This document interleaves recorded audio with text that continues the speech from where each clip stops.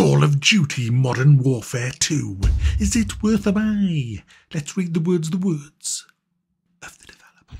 Call of Duty Modern Warfare 2 drops players into an unprecedented global conflict that features the return of the iconic operators of Task Force 141. Before we get going, this is a review of the campaign. I just finished it this morning, played it through from last night. It's about 6.5, 7 hours long, depending on the difficulty level that you choose and how good you are with a gun, I guess.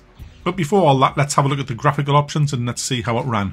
As with all Call of Duty games, you get an absolute ton of graphical options to twiddle and tweak and push and pull to get the best optimization for your graphics card and your CPU, whatever that may be. I'm running a 2080 GTX with an i9 and it ran great. It ran great, but I was running it in 1080p for the recording, purely for rendering purposes, and I capped it at 60 frames a second, and it pretty much, I didn't get a single frame drop pretty much with that.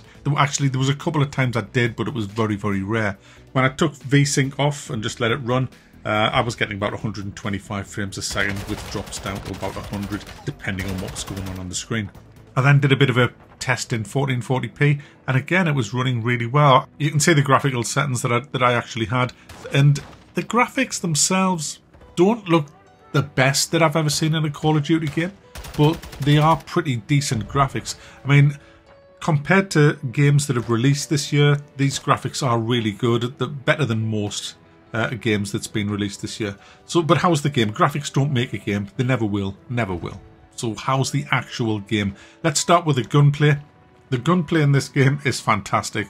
You stick your lips out all the time. But you do that with nearly every Call of Duty game. They always kind of do well on the gunplay. This one, I think, is probably the best. You just feel the weight of the guns, the impact.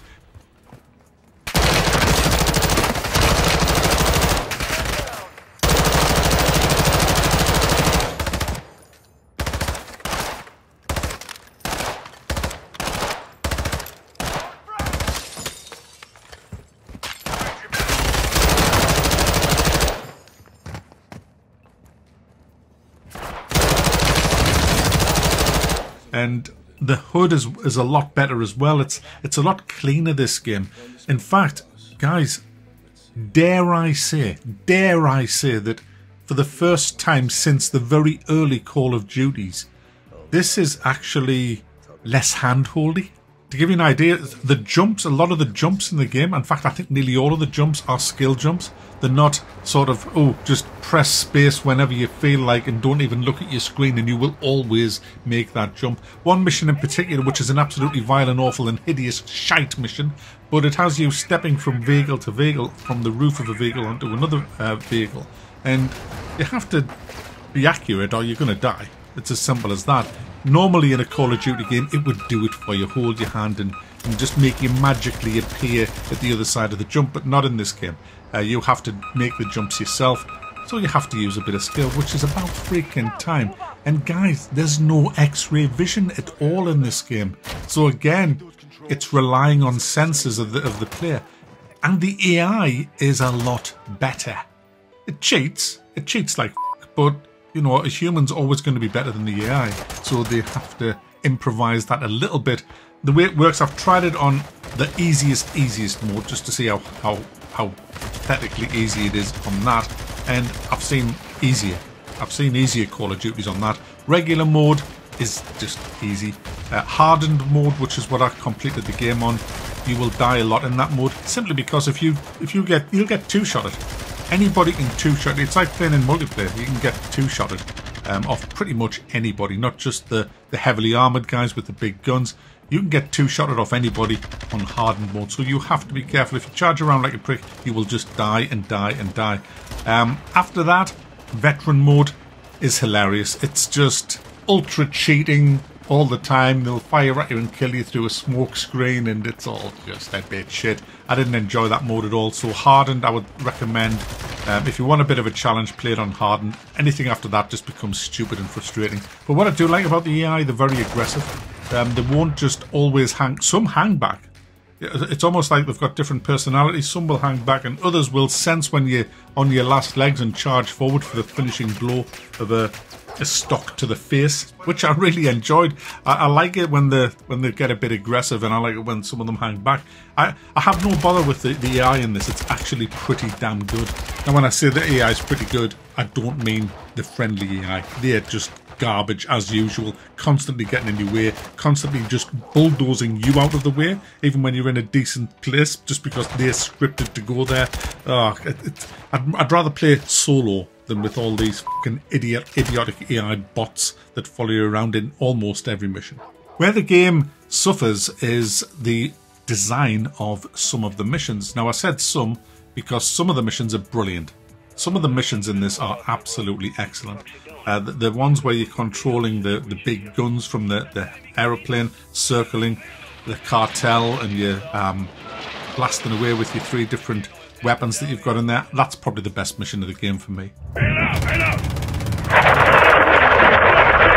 Armed personnel at the intersection. It's a fucking ambush. TV, get on the trigger, keep our men secure. Friendlies appear to be moving at this time. Cover! Cover! All stations, we're engaging. Danger close. Give me a sit rep when able. Shadow 1, we're up. No casualties. The sign is secure. 07, copy that. Colonel Vargas, what's the word? Friendlies moving into the restaurant. Nav, set a marker on that building. There's also some really good firefights that you have, but unfortunately a lot of the missions are very sneaky, small-scale encounters with very large cutscenes leading up to them and following on from the mission. In fact, the game is chock-a-block full of cutscenes, and a lot of the missions have padding. You can tell they're just there to waste a bit of time. Stupid missions, like where you're on your own, you've got no weapon, you're wounded, and you're making...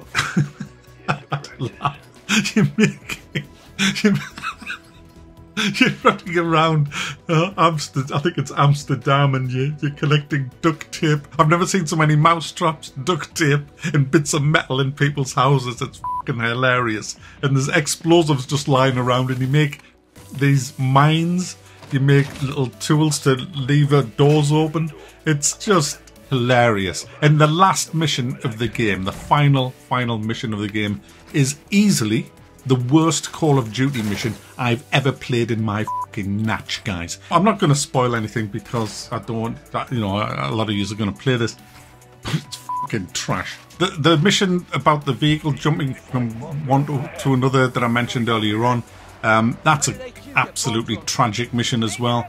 You're driving along this endless road to nowhere with copy and paste vehicles, and you just have to keep shooting. It's just repetitive cycle of you drop some mines and you fire a drone, then you shoot the drone, then you avoid the mines, then you drop some mines and you fly a drone, then you shoot the drone and you drop the mines, and then the front of your vehicle will all get fucking bashed up, so you have to get onto the roof and leap onto another vehicle and do the same thing. You know, he drops the mines and he flies the drone and he shoots the drone, then he drops them. Oh, off. It just goes on and on and on with this prick in your ear saying, nearly there, Ghost, nearly there, Ghost, go a bit further to the Ghost, yeah, fuck off. Absolute garbage, guys. The best missions, where this game really shines, is in the combat missions, where you're kind of outnumbered heavily and you diving for cover, and there's bullets whizzing around, there's grenades flying, you've got all manner of guns, and you're running out of ammo, so you pick up new weapons and you're pushing forward. It comes into its own then with the gunplay and the aggressive AI.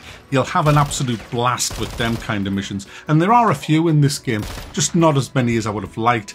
And that's the big problem. There's too many sneaky, shitty missions for me, and too many garbage padding missions, like the one where you're on foot with no weapons, making bombs out of mouse traps and fucking duct tape, and the vehicle missions, and the last mission, garbage, and the amount of cutscenes. The story itself I didn't find too bad, actually. I quite liked the story. I'm not going to spoil it for you. Overall, guys, I have to say I am reasonably pleased with this, because Vanguard was awful last year. It had everything that was wrong with Call of Duty in it in Vanguard, but this is a lot better than Vanguard, a hell of a lot better. And not only is the campaign alright, it's not great, the campaign, don't get me wrong, it's not a great campaign. I'm probably going to give the campaign a 7 out of 10, and that's been a bit generous. But bear in mind that you also get multiplayer with Call of Duty Modern Warfare 2. But you know what the big thing, the big pull for this game for me is? It returns to them co-op special ops missions that were fantastic in Modern Warfare 2 in 2009. In fact, I was playing them missions in a stream just, 2 weeks ago. Absolutely love them missions, and I can't wait to see what new missions are in with this one.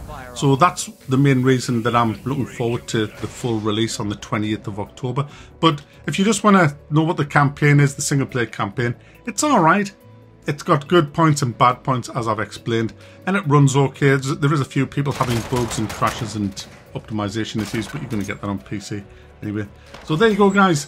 Modern Warfare 2 is actually not too bad. I'll give it a 7.